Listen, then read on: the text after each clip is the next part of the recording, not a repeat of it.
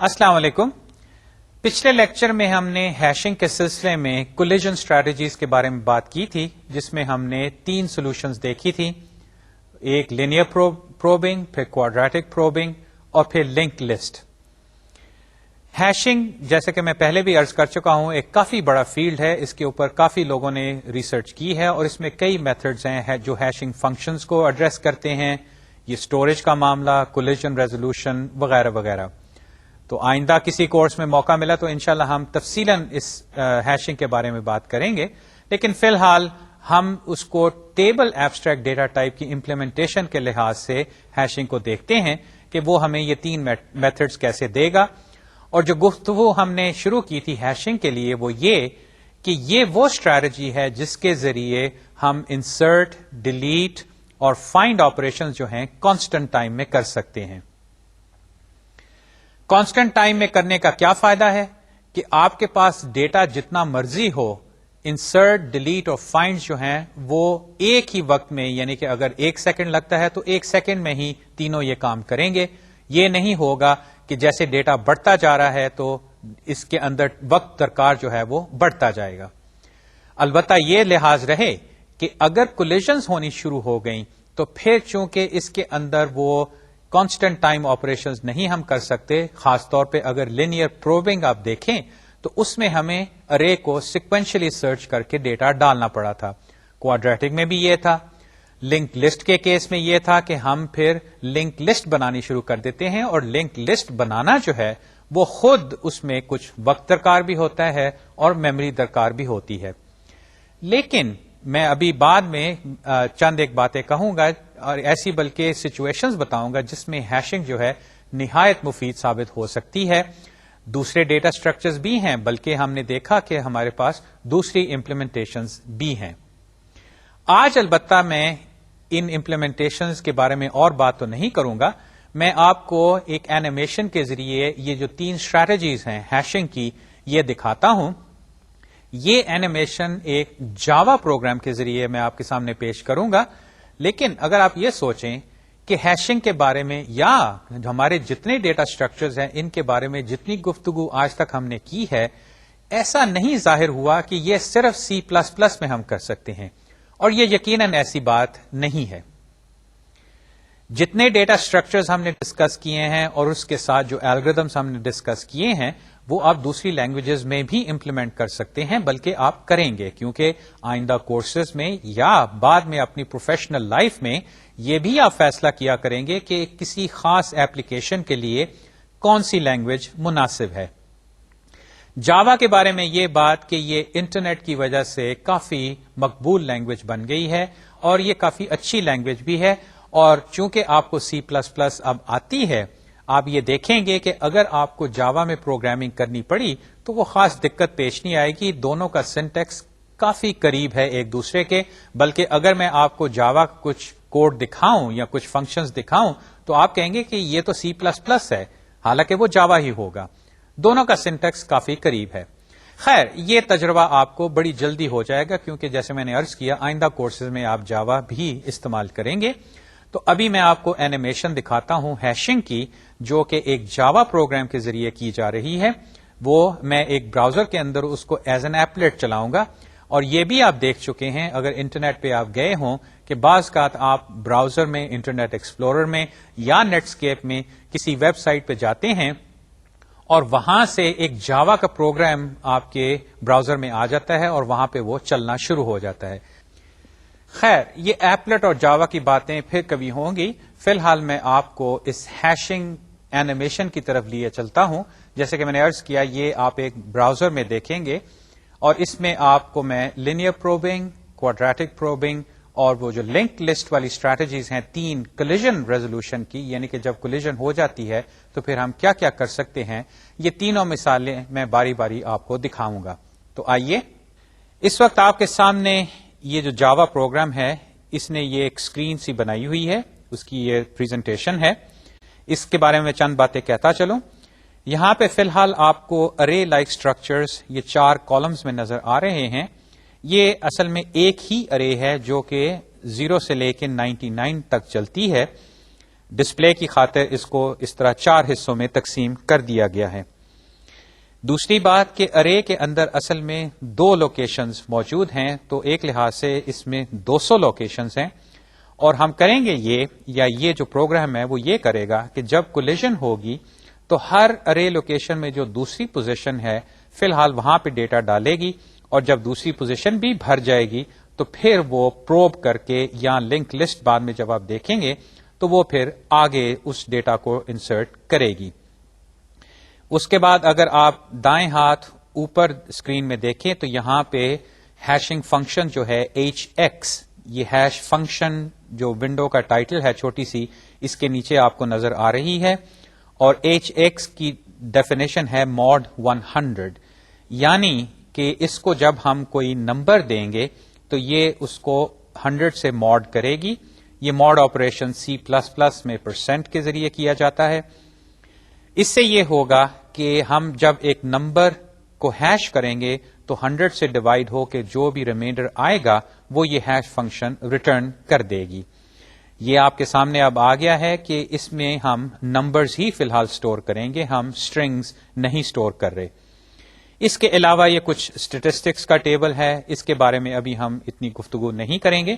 اس میں یہ load factor, average probes, یہ چیزیں بھی کارآمد ہیں. سورس کوڈ کا بھی ایک بٹن ہے، لیکن میں سورس کوڈ فی الحال آپ کو نہیں دکھا رہا، یہ اصل میں ہیش فنکشن کا سورس کوڈ دکھائے گا.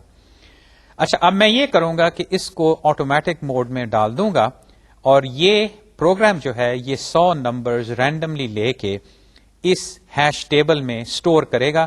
اور جو چیز آپ نے دیکھنی ہے کہ وہ نمبر جو ہیں کسی خاص ترتیب سے سٹور نہیں ہو رہے، بلکہ آپ کو لگے گا کہ وہ بکھرتے جا رہے ہیں اس 100 لوکیشنز والی ارے میں، بلکہ 200 لوکیشنز والی ارے میں.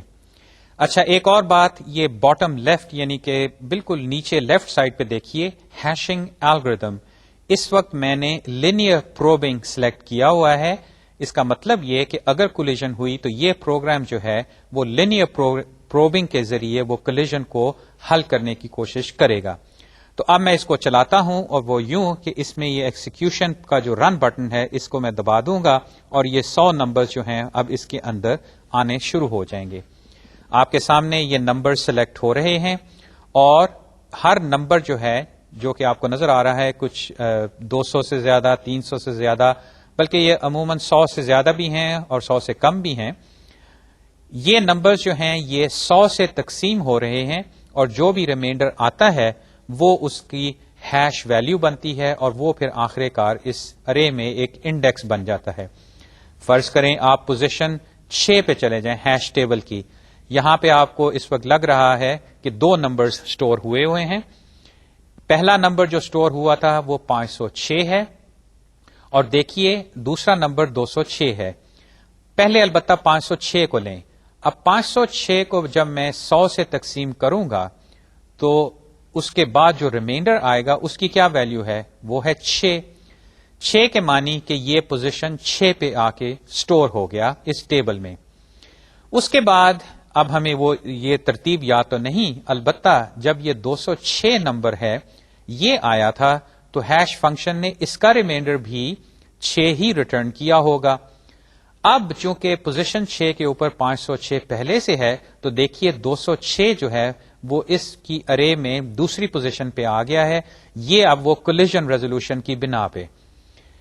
اس کے بعد آگے دیکھیے 506 جو کہ پوزیشن 7 پہ اصل میں بیٹھا ہوا ہے، یہ یہاں پہ اس وجہ سے نہیں آیا کہ 506 ڈیوائڈیڈ بائی 100 اس کا ریمائنڈر جو ہے وہ 7 تھا. وہ تو یقیناً نہیں، ریمائنڈر تو اس کا 6 تھا. لیکن چونکہ پوزیشن 6 کے دونوں سلاٹس جو ہیں وہ اس وقت فل ہو چکے ہیں، وہ پہلا 506 اور دوسرا 206 یہ دونوں نمبرز پہلے ہی موجود ہیں، تو دیکھیے 506 جو ہے وہ کہاں پہ جا کے اس ارے میں داخل ہوا؟ وہ پوزیشن 7 پہ، جو کہ یقیناً انڈیکس کے حساب سے یا اس ہیش فنکشن کے حساب سے نہیں ہے. اس کے بعد آگے اگر دیکھیے تو 806 ہے. اس کے ساتھ بھی وہی سلوک ہوا کہ جب 100 سے ڈیوائڈ کر کے ریمائنڈر لیا تو ہیش فنکشن نے 6 ریٹرن کیا. اب یہاں پہ 3 جگہ جو ہیں وہ اس وقت ان میں ڈیٹا موجود ہے، 506، 206 اور 506 دوبارہ. اس میں ہم ریپیٹ نمبرز بھی الاؤڈ کر رہے ہیں. تو 806 جو ہے وہ پوزیشن 7 کی دوسری جگہ پہ آ کے لگا. اب اس کے بعد 807 کو دیکھیے جو کہ اصل میں پوزیشن 8 پہ بیٹھا ہوا ہے. اس کے ساتھ کیا ہوا؟ 807 کو جب 100 سے تقسیم کر کے ریمائنڈر لیا تو کیا ویلیو آئی؟ 7 یعنی کہ 7. جب ہم 7 والی پوزیشن پہ آئے تو یہاں پہ دیکھیے کیا ہے، 506 موجود ہے اور 806 موجود ہے. 807 تو یہاں پہ پوزیشن 7 کی دونوں لوکیشنز میں آ ہی نہیں سکتا. تو ہم نے پروب کیا تو ہمیں پوزیشن 8 پہ جا کے فائنلی ایک جگہ ملی. تو یہ دیکھیے 807 جو ہے وہ پوزیشن 8 کی پہلے حصے میں آ کے لگ گیا. اور میرے خیال میں اب آپ سمجھ گئے ہوں گے کہ 106 جو ہے وہ یہ پوزیشن 8 جو ہے اس کی دوسرے حصے میں کیوں آیا ہے، اور اس کی وجہ پھر وہی کہ اس کی جو ہیش ویلیو ہے 106 کی وہ بنی 6. لیکن دیکھیے اوپر پوزیشن 6 بھی، پوزیشن 7 بھی اور 8 کی پہلی پوزیشن یہ ساری اس وقت بزی ہیں، یعنی کہ ادھر ڈیٹا موجود ہے. اور آپ دیکھ رہے ہیں کہ یہ ڈیٹا اب سارا اکٹھا ہوتا جا رہا ہے. بلکہ اب جائزہ لیں تو آپ کو ارے جو ہے کہیں بھری ہوئی نظر آ رہی ہے اور کہیں وہ خالی ہے. اس میں سے کچھ وہ کلسٹرنگ ایفیکٹ بھی موجود ہے. بلکہ اگر آپ پوزیشن 63 پہ آئیں تو یہاں پہ دیکھیے کیا ہوا. ذرا غور کیجئے کہ یہاں پہ 263، 963، ایک اور 963، پھر 963 پوزیشن 65 پہ، پھر پوزیشن 66 پہ بھی ایک 763 ہے. یہ دیکھیے جتنے بھی ریمائنڈر 63 والے ہیں وہ یہ سارے ادھر اکٹھے سے ہو گئے ہیں، جیسے کہ ایک کلسٹر سا، یعنی کہ ان کا مجموعہ سا بنتا جا رہا ہے. یہ ہے مثال لینئر پروبنگ کی. لیکن جو چیزیں آپ نے دیکھنی ہے وہ یہ صرف نہیں کہ لینئر پروبنگ سے یہ کولیجن ہم کیسے حل کر رہے ہیں، بلکہ یہ کہ یہ دیکھیے ارے جو ہے کس طرح بھرتی جا رہی ہے. اس میں وہ ترتیب نہیں جو ہوتی اگر ہم ارے کو سارٹیڈ آرڈر میں اگر ڈیٹا اس میں ڈالتے یا کنسیکیٹو آرڈر میں ہم ان آرڈرڈ طریقے سے ڈیٹا ڈال دیتے، بلکہ کلیئرلی آپ کو یہ نظر آ رہا ہے کہ یہ ارے کسی جگہ بھری ہوئی ہے اور کسی جگہ کافی حد تک خالی ہے، اور ایسا ہی ہوگا. اب آئیے ہم اس کا جو کولیجن الگوریتھم ہے اس کو اب چینج کر دیتے ہیں. وہ ہم کر دیں گے کوادریٹک پروبنگ. اب ذہن میں شاید آپ یہ پوری تصویر نہ رکھ سکیں، لیکن خیر میں اب مینیو میں جا کے پروب جو اس کا کولیجن الگوریتھم ہے اس کو چینج کر دوں گا، اور پھر یہ اینیمیشن میں دوبارہ چلاتا ہوں. تو دوبارہ سلائیڈ کی جانب آئیے. اب میں ماؤس کے ذریعے اس کی لیفٹ پہ جا کے یہ جو مینیو آئٹم ہے ہیش الگوریتھم، اس میں کوادریٹک پروبنگ کو سلیکٹ کرتا ہوں.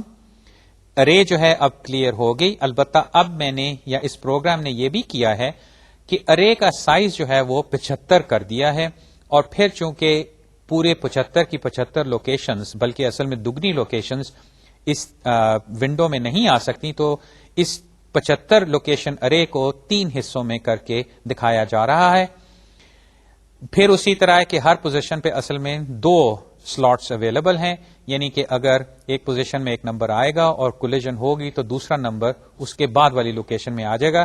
کیونکہ دیکھیے کوادریٹک پروبنگ میں بھی آپ سب سے پہلے 1 اسکوائر ایڈ کرتے ہیں، اور 1 اسکوائر کی ویلیو آف کورس 1 بن گئی.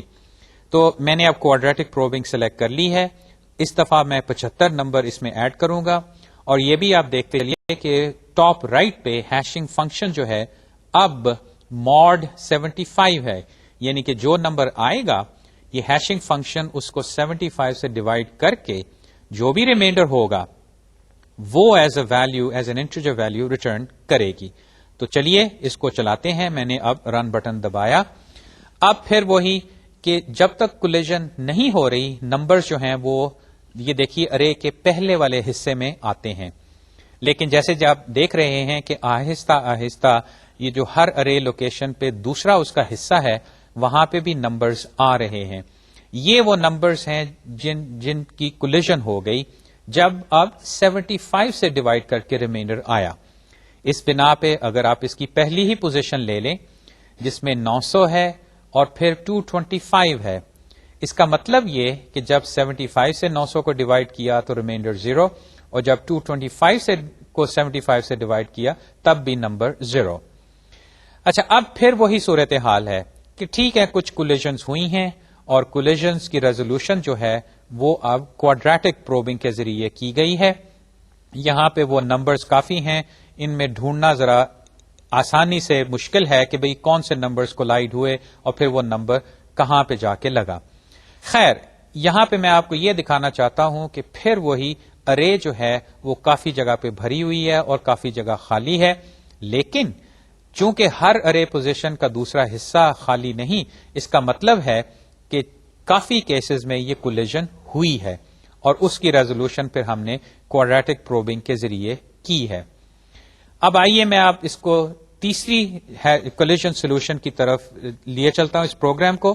اس کیس میں اب میں ہیشنگ الگوریدم میں لنکڈ لسٹ جو ہے اس کو سلیکٹ کرتا ہوں. لنکڈ لسٹ چیننگ، اس الگوریدم کو چیننگ الگوریدم بھی کہا جاتا ہے، کیونکہ جب کولیجن ہوتی ہے تو وہ نوڈ جو ہیں وہ آپس میں ایک چین بن جاتے ہیں. اور بلکہ لسٹ کے بارے میں یہ بات میں نے شروع میں کہی تھی کہ آپ اس کی مثال ایک زنجیر سمجھ سکتے ہیں کہ کس طرح اس کی کڑیاں آپس میں لنکڈ ہیں. چلیے اس کو بھی چلاتے ہیں. لنک لسٹ میں نے سلیکٹ کر لی. اب میں رن کا بٹن دباتا ہوں تو پھر ہیش فنکشن استعمال ہوگی. اس دفعہ ہیش فنکشن بھی ذرا سی چینج ہوئی ہے، وہ ہے ماڈ 50، یعنی کہ ہر نمبر کو میں 50 سے ڈیوائڈ کروں گا. اب یہاں پہ وہ پوائنٹرز تو خیر نظر نہیں آ رہے فی الحال، لیکن ابھی آپ تھوڑی دیر میں دیکھیں گے کہ وہ آنے شروع ہو جائیں گے، کیونکہ ہر لوکیشن جو ہے اس کا دوسرا جو حصہ ہے وہ پہلے استعمال ہوتا ہے. لیکن گفتگو کے دوران ہی اب آپ دیکھ رہے ہیں کہ جب ایک لوکیشن پہ 2 سے زیادہ نوڈز کی کولیجن ہوئی تو کس طرح وہاں سے لنک لسٹس اب بننی شروع ہو گئی ہیں، اور جو نیا نمبر آتا ہے وہ لنک لسٹ کی ہیڈ میں آ کے لگ جاتا ہے. تو مثال کے طور پہ اگر آپ پوزیشن 0 کو لے لیں تو وہاں پہ 0 اور 700 جو ہیں ان کا آپس میں ٹکراؤ ہوا تھا، کولیجن ہوئی تھی، کیونکہ دونوں کے کیس میں ریمائنڈر 0 ہے. پھر جب 400 آیا تھا تب بھی ریمائنڈر 0 تھا تو اس کا ایک نوڈ بن گیا، اور آخر کار جب 950 آیا تھا تو اس کا بھی ریمائنڈر 0 تھا تو وہ بھی یہاں پہ آ گیا. تو اصل میں اندرونی طور پہ پوزیشن 0 پہ اب 4 نوڈز ہیں، جس میں 0، 700، 950 اور 400. اسی طرح آپ کو چند ایک اور لنک لسٹ بھی نظر آ رہی ہیں. یہاں پہ بھی وہی کولیجن والی بات ہوئی تھی. اینیمیشن سے آپ کو کچھ اندازہ ہوا ہوگا کہ یہ الگوریدم کیسے کام کرتے ہیں. ہیشنگ ایک کافی وسیع سبجیکٹ ہے، ہم اس کے بارے میں زیادہ تفصیل سے گفتگو یہاں نہیں کر سکتے، اور اس بنا پہ بھی کہ یہ اصل میں ہمیں الگوریدمز اور انالیسز آف الگوریدمز کی ڈومین میں لے جاتا ہے. ہیشنگ کے بارے میں آئندہ کورسز میں گفتگو ہوگی. میں فی الحال آپ کو ہیشنگ کے استعمال کی طرف لے جانا چاہتا ہوں. ہاں یہ ضرور کہ ہم نے وہ ٹیبل ڈیٹا اسٹرکچر کی بات کی تھی، لیکن اگر ایپلیکیشن ایک خاص طریقے کی ہو جو کہ میں ابھی آپ کو بتاؤں گا، اگر ایسی صورتحال ہے تو آپ ٹیبل ایبسٹریکٹ ڈیٹا ٹائپ ایسا استعمال کریں جو کہ اندرونی طور پہ ہیشنگ استعمال کرتا ہوگا. آئیے اب میں آپ کو چند مثالیں پیش کرتا ہوں ان ایپلیکیشنز کی جن میں ہیشنگ خاص طور پہ انتہائی مفید ثابت ہوتی ہے. اب یہ ہیشنگ چاہے ٹیبل ایبسٹریکٹ ڈیٹا ٹائپ کے اندر ہو جیسے کہ میں نے پہلے کہا، یا اگر آپ اسٹریٹ ہیشنگ استعمال کرنا چاہیں ایز این الگوریدم، اپنی ایک ارے بنا لیں اور اس میں ارے میں ڈیٹا ڈالیں، نکالیں یا ڈھونڈیں ہیشنگ کے ذریعے، یہ آپ کی چوائس ہے. یہ چند ایک ایپلیکیشنز میں آپ کے سامنے اب پیش کرتا ہوں. تو پہلی بات، compilers use hash tables to keep track of declared variables, اور پرنتھسیز میں نے لکھا ہے سمبل ٹیبل. آپ کو یاد ہوگا کہ کمپائلر کے سلسلے میں میں نے سمبل ٹیبل کی بات کافی پہلے بھی کی تھی. یہ سمبل ٹیبل کمپائلر کا ایک اہم حصہ ہے، ایک اہم ڈیٹا اسٹرکچر بھی ہے، اور کمپائلر کے اندر جو مختلف سٹیجز ہوتی ہیں اس میں یہ سمبل ٹیبل بہت استعمال ہوتا ہے. سمبل ٹیبل میں کیا چیزیں ہوتی ہیں یہ تو میں نے جیسے پہلے بھی عرض کیا تھا آپ کمپائلر کنسٹرکشن کے کورس میں پڑھیں گے، بلکہ آپ سمبل ٹیبل خود بنائیں گے جب آپ ایک لینگویج ڈیزائن کریں گے. چند ایک باتیں، کمپائلر جو ہے وہ آپ کے ویریبلز کو سمبل ٹیبل میں رکھتا ہے جب وہ آپ کے پروگرام کو کمپائل کر رہا ہوتا ہے. آپ کے پروگرام کے ویریبلز کیا ہوتے ہیں؟ کوئی فنکشن ہے جس کے اندر آپ نے لوکل ویریبلز ڈالے ہوئے ہیں، کوئی کلاس ہے جس کے اسٹیٹ ویریبلس ہیں، فنکشنز ہیں، اس کو آپ پیرامیٹرز بھی بھیجتے ہیں، اس میں بھی ویریبلس ہوتے ہیں.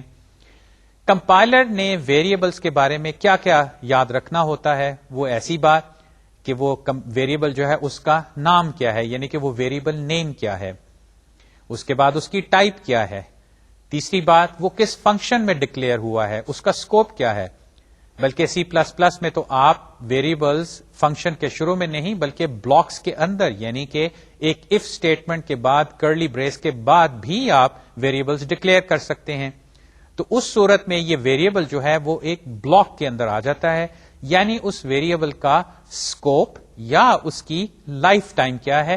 یہ ساری باتیں کمپائلر کو یاد رکھنی پڑتی ہیں جب وہ آپ کے پروگرام کو کمپائل کر کے اس سے اسمبلی لینگویج یا آبجیکٹ کوڈ بنا رہا ہوتا ہے.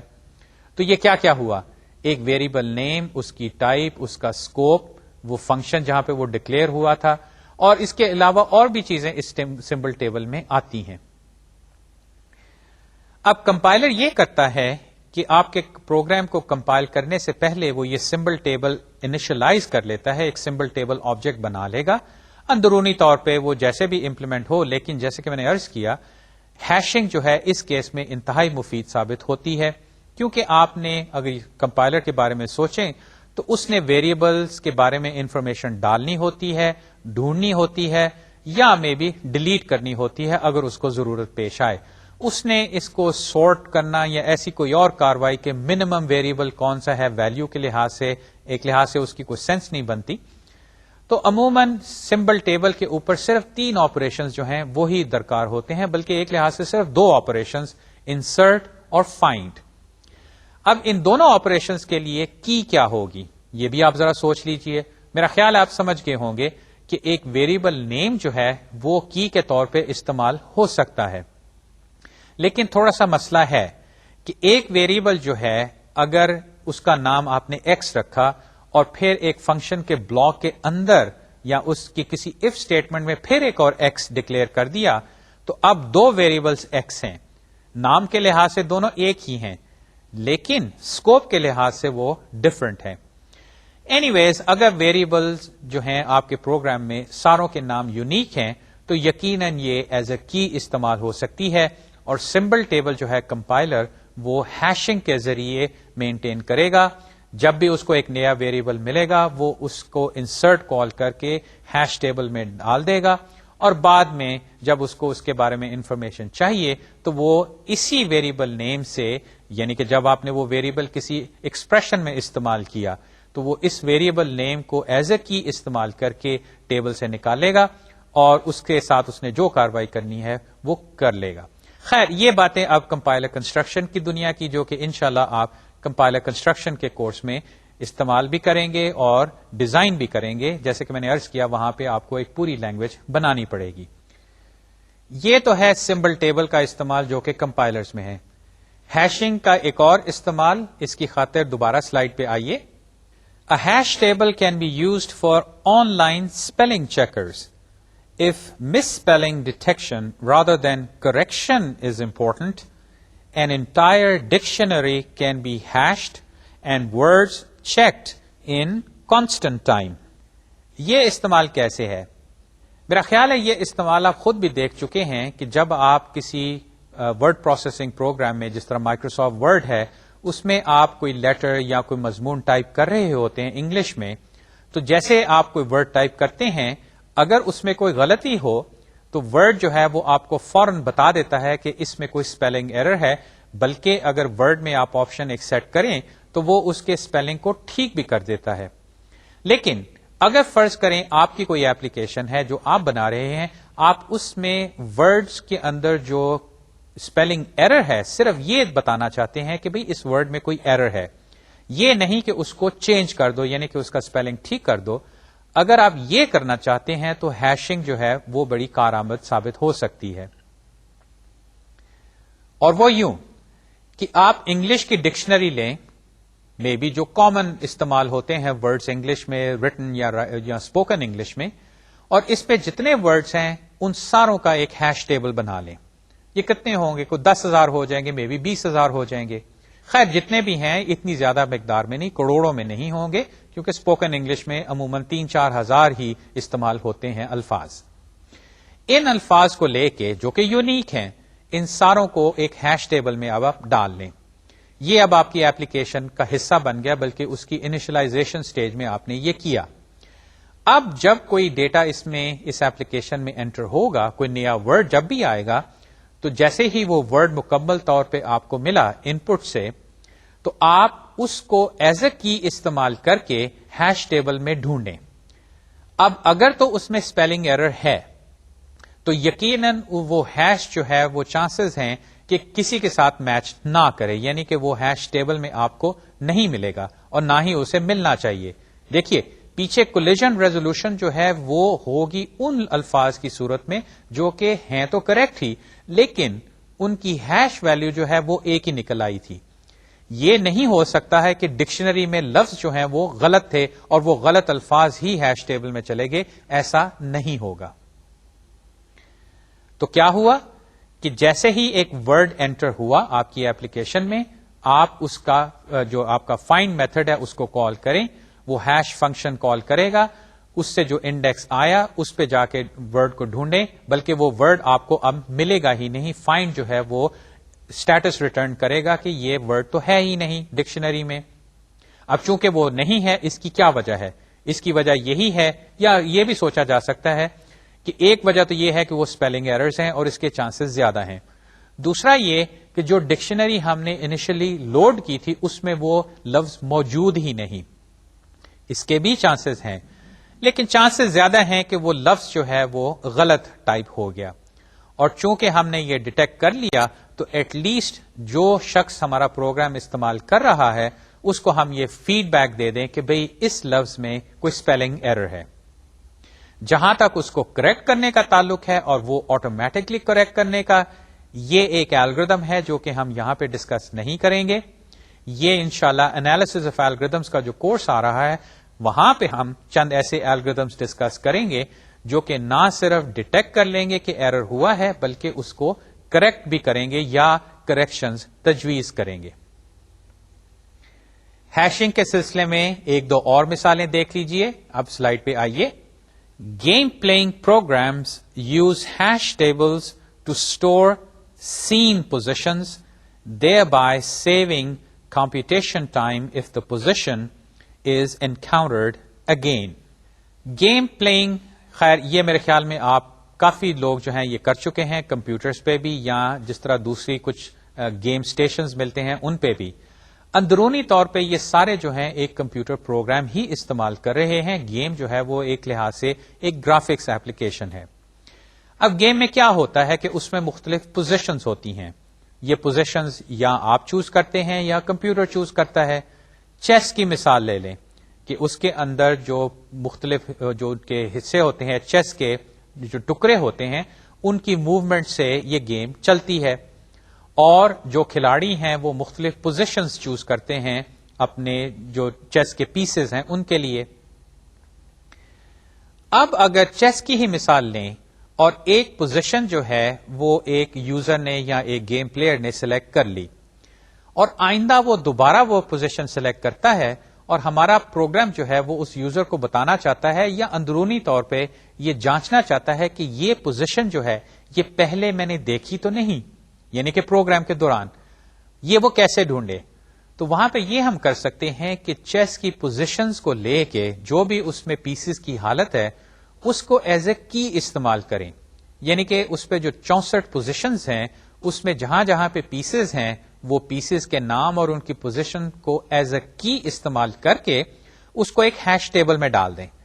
اب یہاں پہ سوچئے کہ اگر دوبارہ پیسز انہی پوزیشنز پہ آ گئے، یعنی کہ ان 64 سکوئرز پہ، اور میں اس کو دوبارہ ہیش کروں تو انڈیکس کیا آئے گا؟ یہ وہی آ جائے گا جو کہ میں نے پہلے ڈالا تھا. اور اگر ایسا ہوا تو اس کا مطلب ہے کہ یہ پوزیشنز جو پیسز کی ہے یہ پہلے ہم دیکھ چکے ہیں، یا آپ کا پروگرام اب یہ فیصلہ کر سکتا ہے کہ یہ میں پوزیشن دیکھ چکا ہوں اور اس کی بنا پہ اس نے آگے جو بھی کرنا ہے وہ کرے. اس کو اس سلسلے میں یہ کہ یہ پوزیشن نئی ہے وہ کاروائی نہیں کرنی پڑے گی. ایک اور مثال، Hash functions can be used to quickly check for inequality. If two elements hash to different values, they must be different.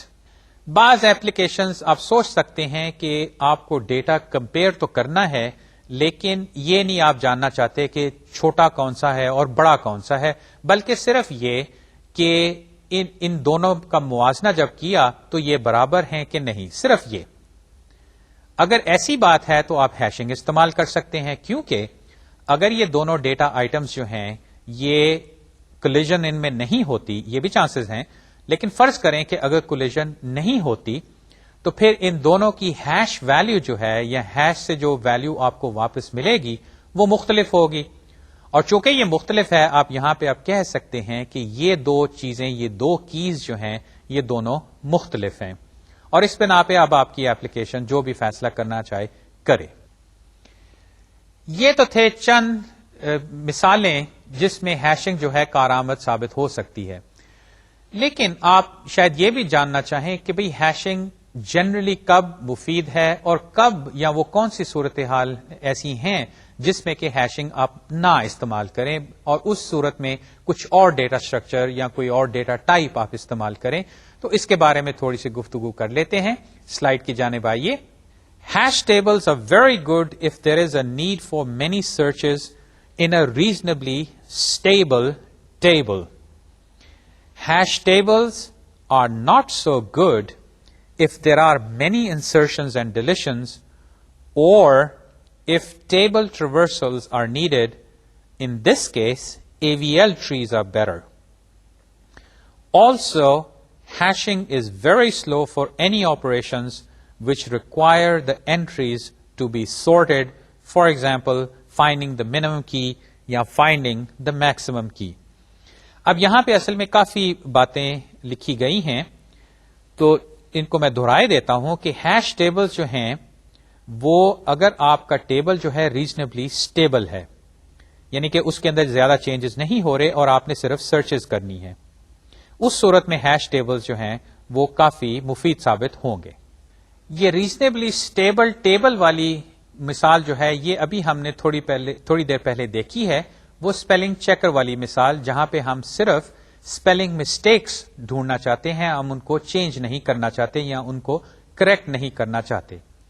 وہاں پہ یاد ہے ہم نے کیا کیا تھا کہ انگلش کی ایک ڈکشنری لے کے ساری کی ساری اس میں جتنے ورڈز ہیں ان کو ہم نے ہیش ٹیبل میں ڈال لیا، اور پھر یہ اب چینج نہیں ہوگا اگر ہم اس میں کوئی نیا لفظ نہیں ڈالیں گے.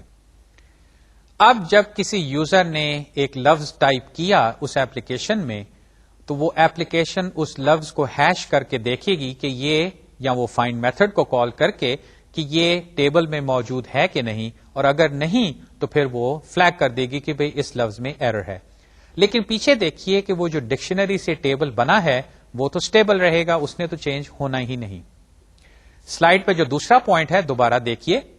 Hash tables are not so good if there are many insertions and deletions, or if table traversals are needed.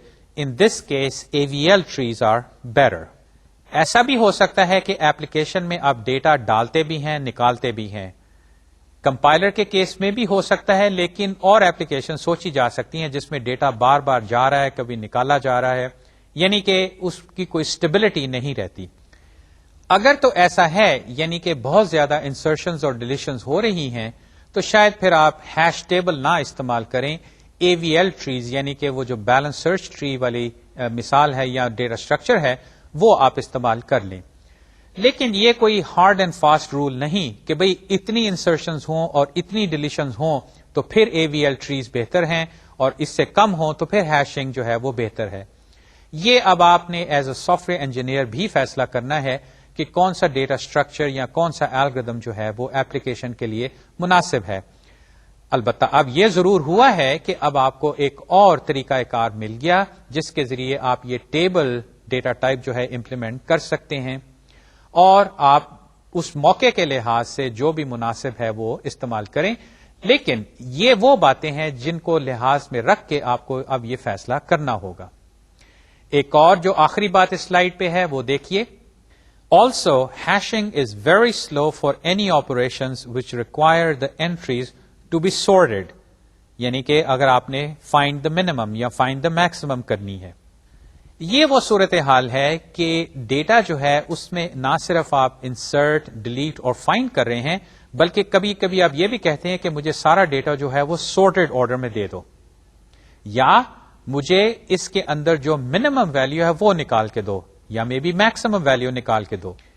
اگر تو ایسا ہو تو پھر ہیش ٹیبل جو ہے وہ ایک مناسب تو نہیں لیکن ایک کارآمد ڈیٹا اسٹرکچر ثابت نہ ہو، اور اس کی وجہ آپ کے سامنے ہے.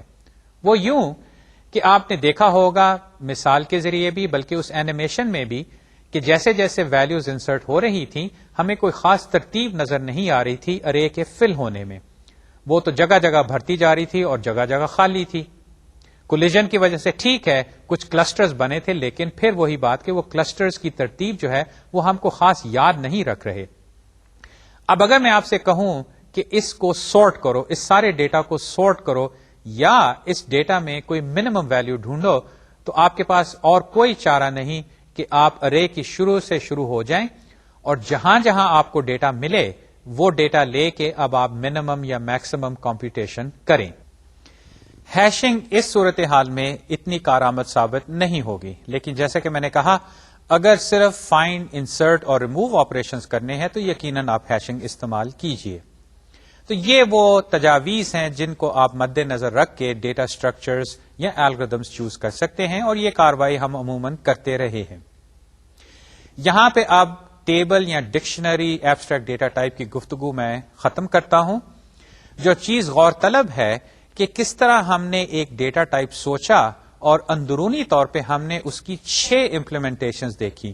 آپ کو یاد ہے شروع میں ہم نے لسٹ ڈیٹا اسٹرکچر یا ڈیٹا ایبسٹریکٹ ٹائپ جب ہم نے ڈسکس کیا تھا، وہاں پہ بھی ہم نے مختلف امپلیمنٹیشنز دیکھی تھی، اور ذہن میں جو بات رکھی تھی وہ یہ کہ ایز لانگ ایز اس ڈیٹا ٹائپ کا انٹرفیس جو ہے یا وہ میتھڈز جو کال ہوں گے وہ وہی رہتے ہیں، اندرونی طور پہ ہم امپلیمنٹیشنز چینج کریں اس سے کوئی فرق نہیں پڑنا چاہیے.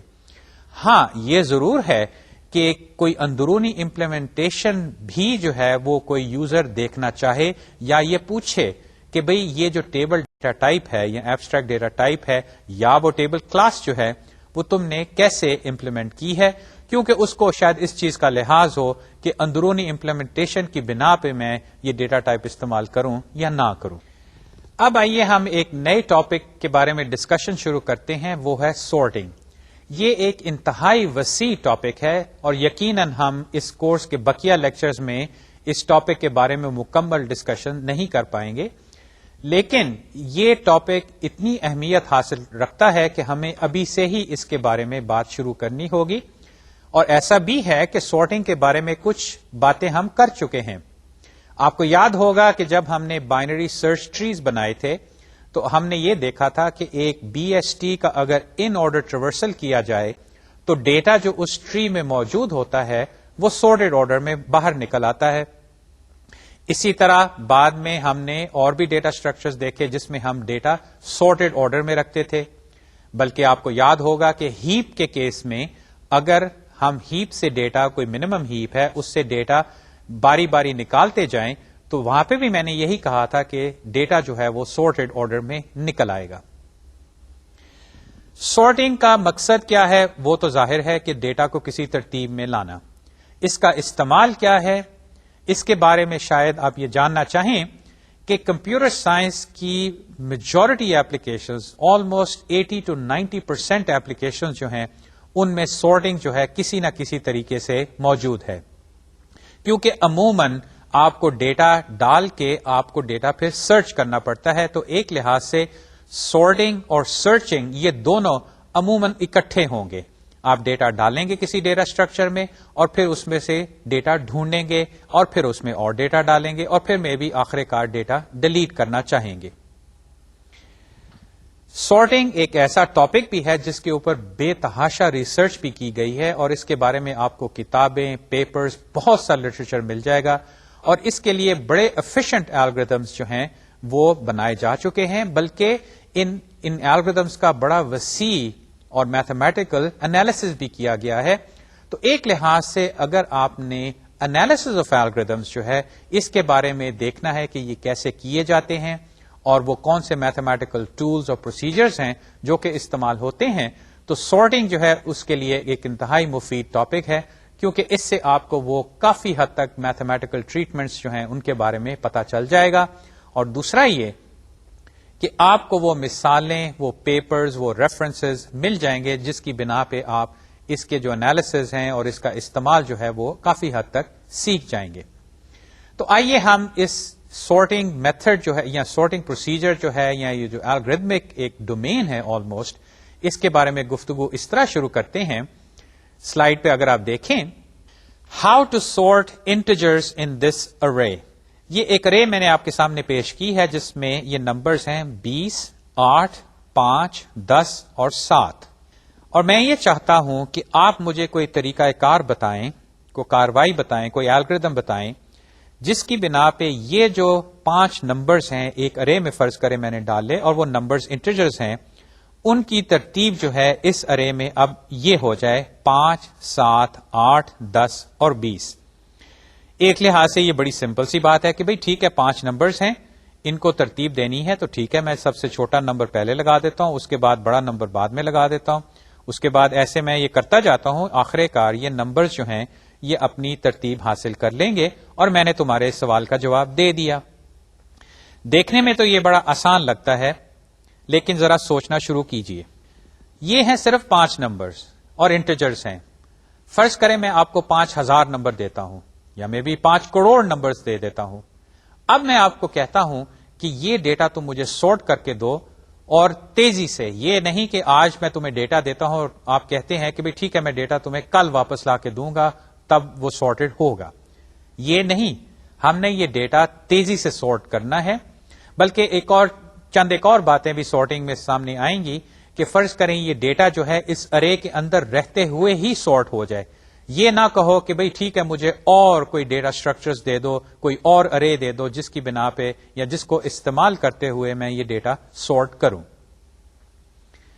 خیر، یہ تفصیلات ابھی ہم آہستہ آہستہ ڈسکس کریں گے، لیکن اس چھوٹی سی مثال سے یہ جو پرابلم سٹیٹمنٹ ہے ایک لحاظ سے جو ہمارا مقصد ہے سارٹنگ اسٹڈی کرنے کا وہ سامنے آ گیا کہ ڈیٹا جو ہے عموماً ہمارے پاس ارے میں ہوگا اور ہم نے ایک الگوریتم استعمال کر کے اس ارے کو سارٹ کرنا ہوگا اور وہ ڈیٹا جو ہے یا اسینڈنگ آرڈر میں یعنی کہ چھوٹے نمبرز پہلے یا سب سے چھوٹا نمبر پہلے اور بڑے نمبر جو ہیں وہ ترتیب کے حساب سے آگے کی طرف اور ارے کے آخر میں سب سے بڑا نمبر.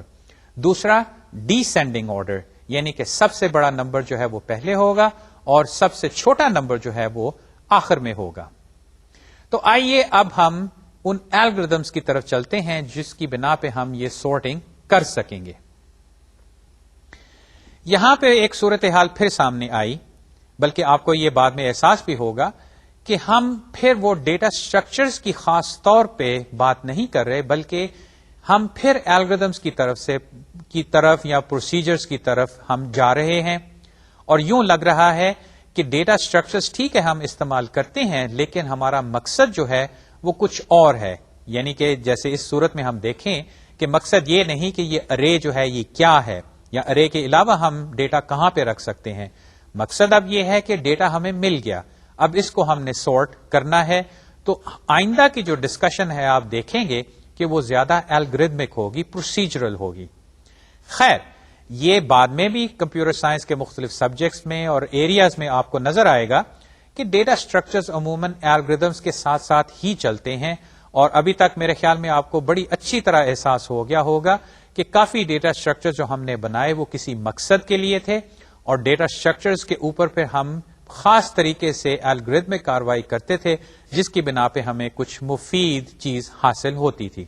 تو چلیے سارٹنگ کی اب ڈیفینیشن سامنے آ گئی. اب ہم اس مقصد پورا کرنے کے لیے میتھڈز کے بارے میں ڈسکشن شروع کرتے ہیں. تو آئیے ہم سب سے پہلے جیسے کہ سلائیڈ میں آپ کے سامنے ہیں کچھ ایلیمنٹری سارٹنگ الگوریدمز ڈسکس کریں گے. ایلیمنٹری کا لفظ اس طرح نہیں کہ یہ بالکل آسان ہے یا جیسے کہ آپ بچپن میں ایلیمنٹری اسکول میں پڑھتے ہیں وہاں پہ یہ الگوریدمز ڈسکس ہوتے ہیں. وہ اس لحاظ سے کہ یہ جب آپ دیکھیں گے کہ بڑے یہ سمپل سے ہیں اور جس کو لیٹس سے الگوریدمس کا یا ڈیٹا اسٹرکچرز کا تھوڑا سا پتا چلا، وہ یہ سمجھ جائے گا کہ ہاں یہ بڑی آسان سی کاروائی ہے، یہ تو ہم بھی کر سکتے ہیں. لیکن یہ ہماری ایک قسم کی بیس لائن ہوگی، اور اس کی بنا پہ ہم دیکھیں گے کہ اس سے بہتر الگوریدمس کیا ہیں. تو یہ 3 الگوریدمس ہم ڈسکس کرتے ہیں: سلیکشن سارٹ، انسرشن سارٹ اور ببل سارٹ. اس کے بعد جب ہم یہ 3 ڈسکس کر لیں گے تو پھر ہم کچھ اور الگوریدمس دیکھیں گے جو شاید آپ کہیں کہ یہ اب ایلیمنٹری نہیں، یہ تو لگتا ہے کہ ذرا زیادہ ایڈوانس ہیں. لیکن خیر، سلیکشن سارٹ کی بات شروع کی تو اس کا main idea: find the smallest element, put it in the first position, find the next smallest element, put it in the second position, and so on until you get to the end of the array or of the list. اب یہ چند باتیں ہیں کہ smallest element ڈھونڈو، اس کو first position میں، پھر اگلا اسمالسٹ ڈھونڈو، اس کو سیکنڈ پوزیشن میں، اینڈ سو آن. یہ میرے خیال میں آپ کے ذہن میں پہلے ہی تجویز آ چکی تھی کہ جب ارے میں نے نمبرز آپ کو دیے اور ان کو سارٹ کرنا ہے، فرض کرے اسینڈنگ آرڈر میں، تو بہتر طریقہ یہ ہے کہ پوری ارے کو سرچ کرو، اس میں جو سب سے چھوٹا نمبر ہے، یعنی کہ اس میں جو 5 نمبرز ہیں ان میں سے جو سب سے چھوٹا نمبر ہے وہ تلاش کرو اور اس کو پہلی پوزیشن پہ لے آؤ. اب پہلی پوزیشن پہ جو نمبر ہے اس کو فی الحال کہیں اور شفٹ کر دو، لیکن پہلی پوزیشن جو ہے اس کے لیے فیصلہ ہو گیا کہ یہاں پہ سب سے چھوٹا نمبر آئے گا. اب اس نے تو اپنی آخری پوزیشن پا لی. اب آپ اگلا اس سے جو بڑا نمبر ہے اور بقیہ نمبرز میں سے جو سب سے چھوٹا ہے، یعنی کہ سیکنڈ اسمالسٹ، اس کو تلاش کیجئے. جب آپ کو وہ ملا تو اس کو اب پہلی پوزیشن میں نہ ڈالیے کیونکہ وہاں پہ تو سب سے چھوٹا نمبر پہلے آ چکا ہے. اب اس کو دوسری پوزیشن پہ ڈال دیجئے اور دوسری پوزیشن پہ جو نمبر ہے فی الحال اس کو کہیں اور شفٹ کر دیں ارے میں، کیونکہ دیکھیے یہ دوسرا نمبر جب شفٹ ہوگا تو اس کی جگہ پہ ہم اس والے نمبر کو جو دوسری پوزیشن پہ پہلے سے موجود ہے فی الحال ادھر اس کو شفٹ کر دیں گے. اور جیسے جیسے میں یہ کاروائی کرتا جاؤں گا، اب ارے کا جو بقیہ حصہ ہے اس میں جو سب سے چھوٹا نمبر ہے اس کو میں نے تلاش کیا اور وہ جو مجھے ملا وہ پھر میں نے تیسری پوزیشن پہ ڈال دیا. آخر کار کیا ہوگا؟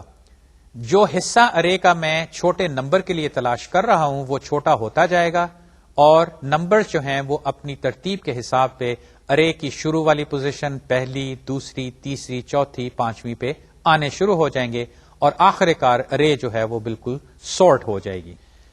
اس کاروائی کو ہم سلیکشن سارٹ کہتے ہیں، کیونکہ جیسے کہ آپ نے دیکھا کہ ہم ہر ایلیمنٹ کو ڈھونڈتے ہیں اور پھر اس کی فائنل پوزیشن کے اوپر اس کو لا کھڑا کرتے ہیں، یعنی کہ ایلیمنٹ کو سلیکٹ کرتے ہیں. آج کا لیکچر چونکہ اب ختم ہونے والا ہے، میں بقیہ 2 میتھڈ جو ہیں ان کے بارے میں گفتگو انشاءاللہ آئندہ کروں گا. میری تجویز ہے کہ آپ کتاب میں بھی اور انٹرنیٹ پہ بھی سارٹنگ کے بارے میں پڑھنا شروع کیجئے. آپ کو کافی ریفرنسز ملیں گے اور انشاءاللہ ہم یہ جو 2 میتھڈز بقیہ ہیں ان کے بارے میں اور جو جیسے کہ میں نے کہا اس سے بہتر میتھڈز بھی ہیں ان کے بارے میں ڈسکشن اگلے لیکچر میں کریں گے. اگلے لیکچر تک خدا حافظ.